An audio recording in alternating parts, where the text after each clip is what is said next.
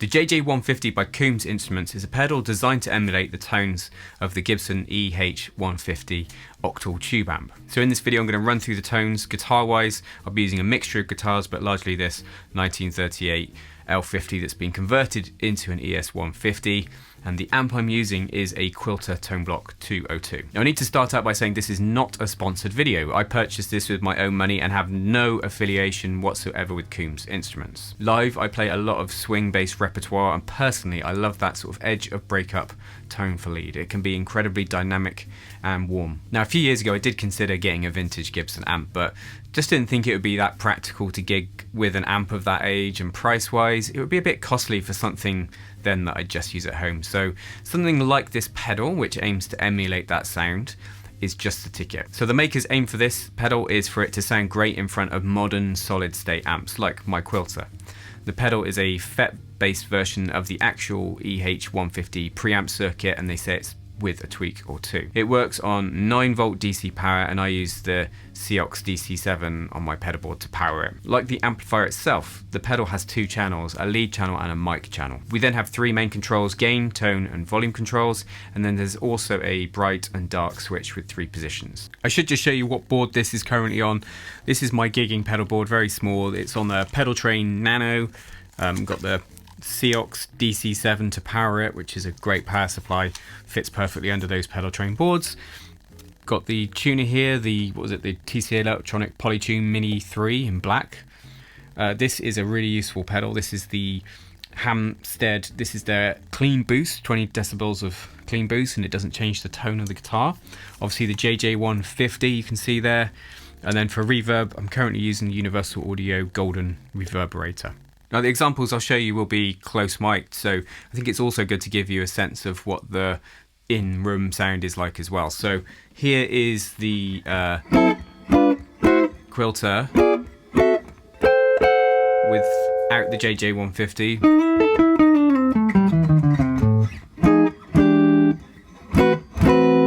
If I engage it, everything's at noon. This is the lead channel.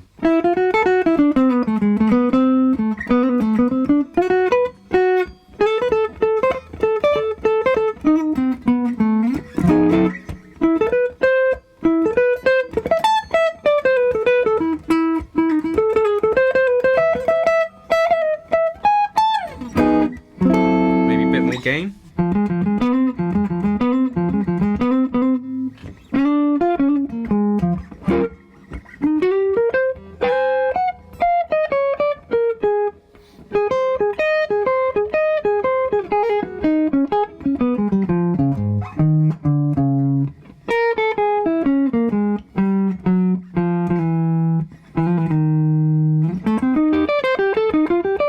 That sort of feel.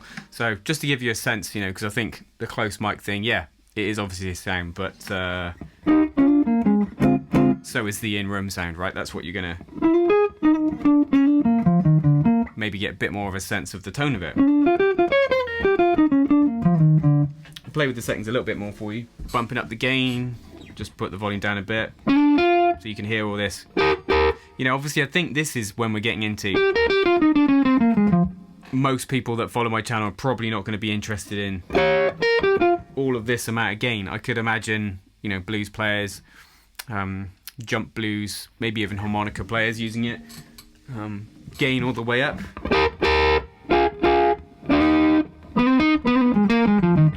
See, I'm never going to use it like that. I'll just demonstrate the bright switch. Here it is in the middle position, which I believe isn't doing anything. Now if I flick it to the bright setting, you flick it up. It's subtle, but there is obviously increase in brightness there. And then the darker setting, you can hear the change there. With this guitar, here's the sound of the Quilter.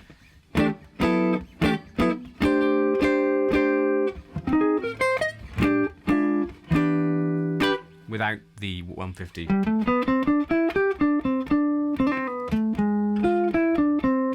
And with the JJ-150 in room with this guitar, I've got the lead and the mic channel on here, gain at 11, volume at just gone 12.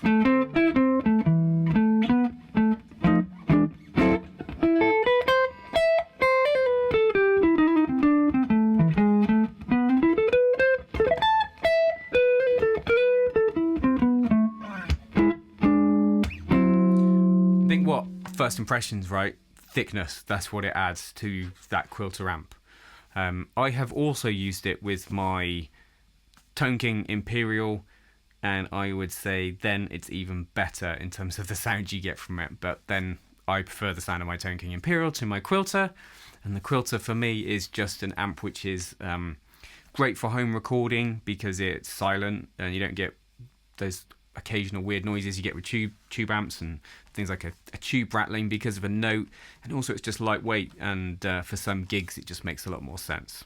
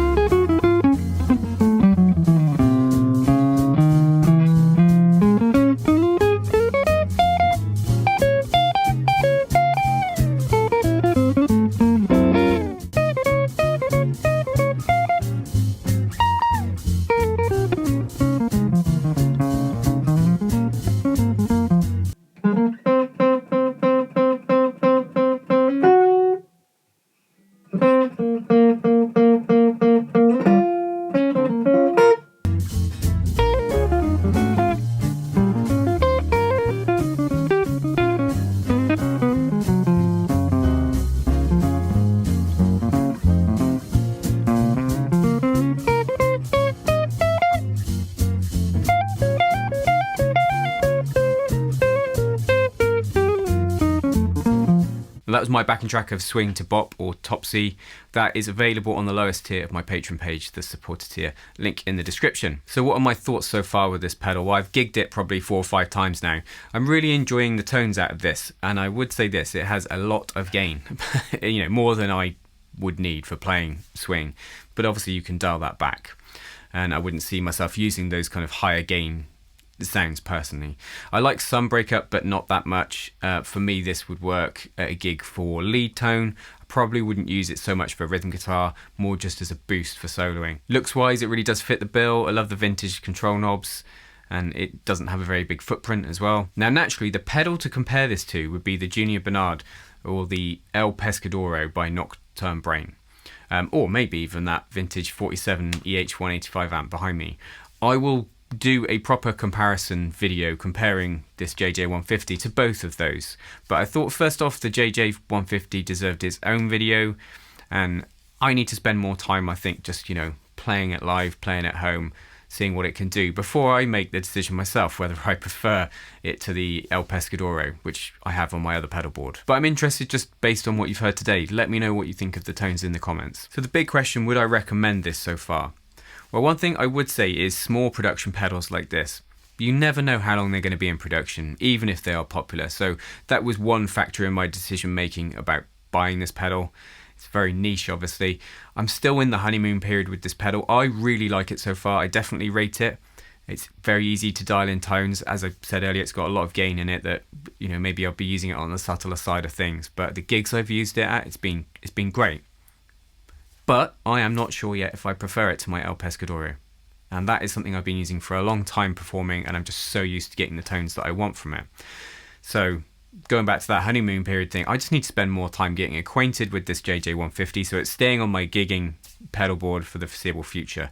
And obviously I do a comparison here, so you can make that decision which you prefer if you're umming and ahhing between the two. Cost-wise, very important thing to factor in, obviously, you know, when you're thinking about getting gear. It does come in a couple of options. The standard version is, at the time of purchase when I got it, was I think $215, although there was a sale on the site, I think, on that version.